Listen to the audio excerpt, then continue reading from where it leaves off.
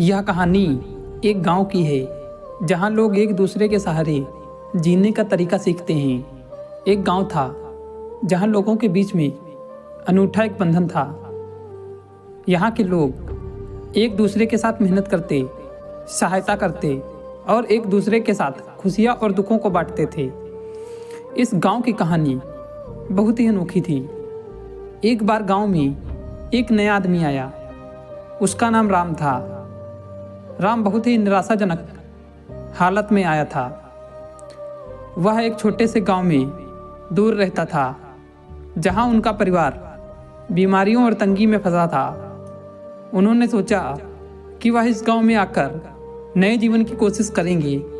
राम गांव में आकर एक आदर्श बनने के लिए प्रयास करने लगा। वे हर काम में मेहनत करता, दूसरों की सहायता करता और सबके लिए प्रेरणा स्रोत बन गया। दूसरे लोगों की खुशियों और दुखों में भी वो सहभागी रहता। एक बार गांव में बड़ा दुख का समय अभी आया जब गांव के मुखिया का बेटा अचानक बीमार पड़ गया। उसकी स्थिति गंभीर थी और उसके परिवार का इलाज के लिए पैसे की आवश्यकता थी, लेकिन गरीबी के कारण परिवार के पास इतनी धनराशि नहीं थी।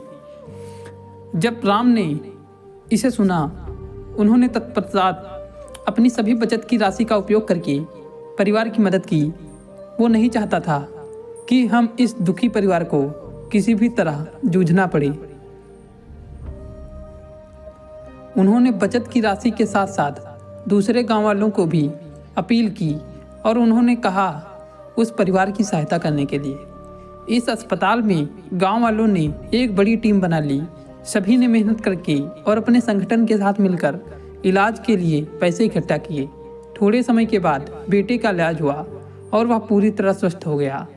इस घटना के बाद गांव वालों के मदद करने के इरादे एक दूसरे के साथ और भी मजबूत हो गए। यह उनकी सद्भावना, नेकी और सामर्थ्य का परिणाम था। वे सभी ने समझा कि दूसरों की मदद करके ही हमारा असली लक्ष्य पूरा हो सकता है। वह गांव अब एक परिवार की तरह था जहां हर कोई एक दूसरे का सहारा था।